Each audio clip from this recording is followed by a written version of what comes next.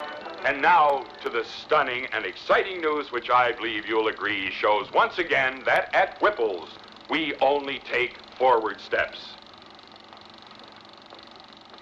This is the X109B14 modified transistorized totally automatic assembly machine which eliminates 61,000 jobs, 73 bulky inefficient machines, 81,000 needless man hours per 11 working days, and $4 million in expenditures each year for employee hospitalization, employee insurance, employee welfare, and employee profit participation.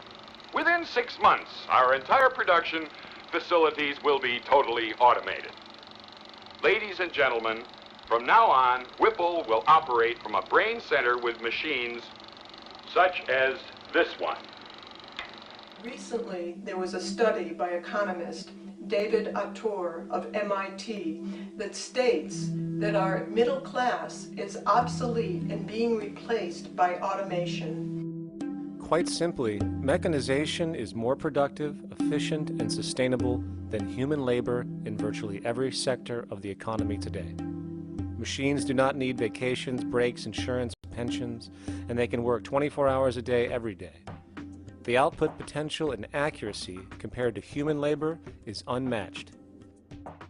The bottom line, repetitive human labor is becoming obsolete and impractical across the world, and the unemployment you see around you today is fundamentally the result of this evolution of efficiency in technology. For years, market economists have dismissed this growing pattern, which could be called technological unemployment, because of the fact that new sectors always seem to emerge to reabsorb the displaced workers. Today, the service sector is the only real hub left and currently employs over 80% of the American workforce, with most industrialized countries maintaining a similar proportion. However, this sector is now being challenged increasingly by automated kiosks, automated restaurants, and even automated stores.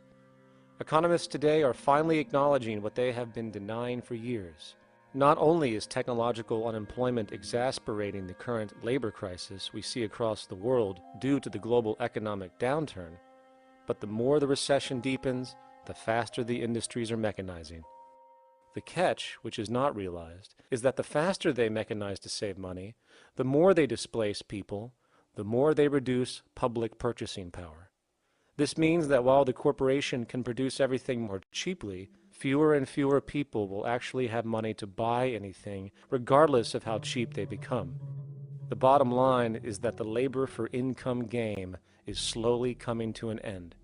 In fact, if you take a moment to reflect on the jobs which are in existence today, which automation could take over right now if applied, 75% of the global workforce could be replaced by mechanization tomorrow.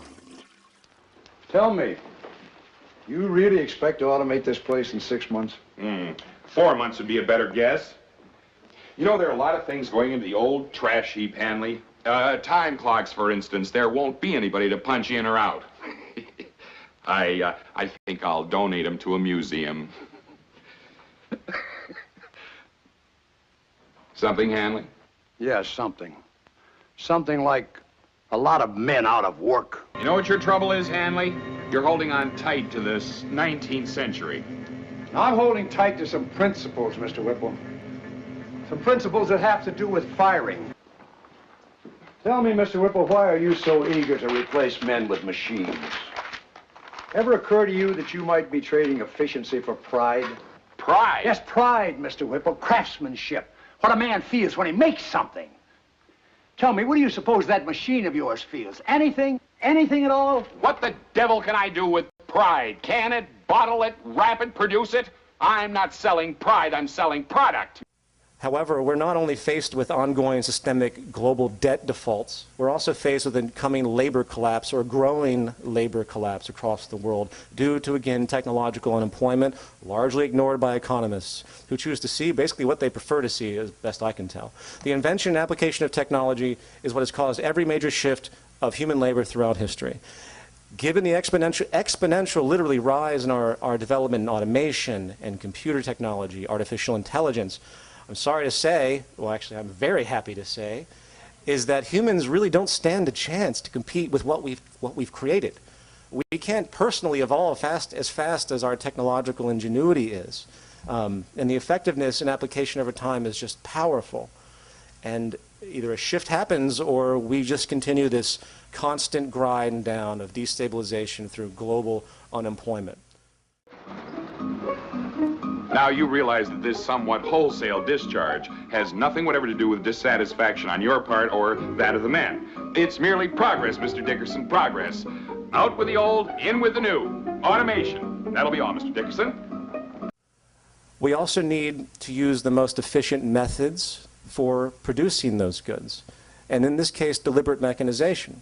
Technological unemployment, and I've talked about this at length, and I'm not going to go into too much detail here, but it is now inverse to productivity in most sectors. In other words, more people are displaced, the more mechanization comes in, the greater the productivity.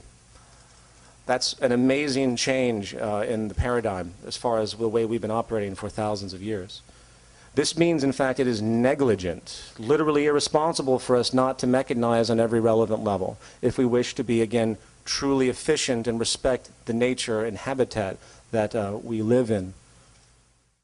Shall I tell you the difference, Mr. Dickerson, between you and it? That machine costs 2 cents an hour for current. It lasts indefinitely.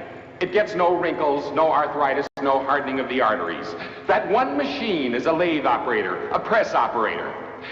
2 of those machines replace 114 men that take no coffee breaks, no sick leaves, no vacations with pay. Oh, Hanley, this should interest you. This is a tape-controlled 7-axis. What they call it, a sentry. You know what it does? It keeps an eye on every operation in the entire plant.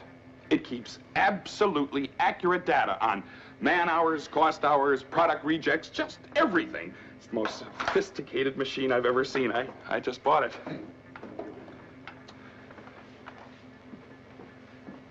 And how many men does it replace? Oh, well, this should please you. Only one. Just one. As a matter of fact, Hanley, it replaces you.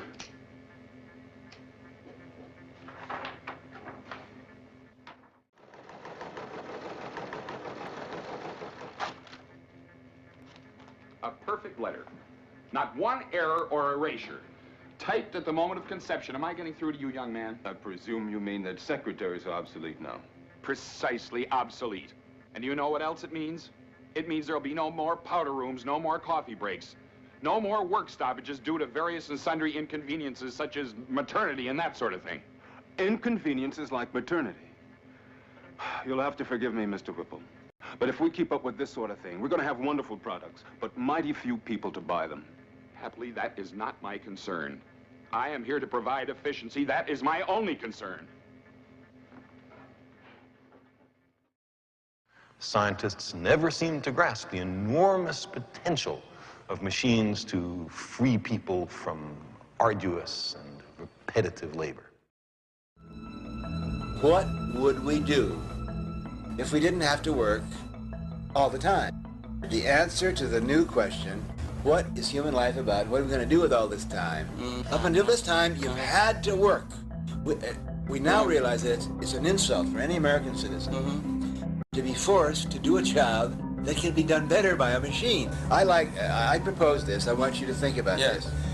Let's realize that work is something done by robots. So the new motto becomes, robots work, human beings perform.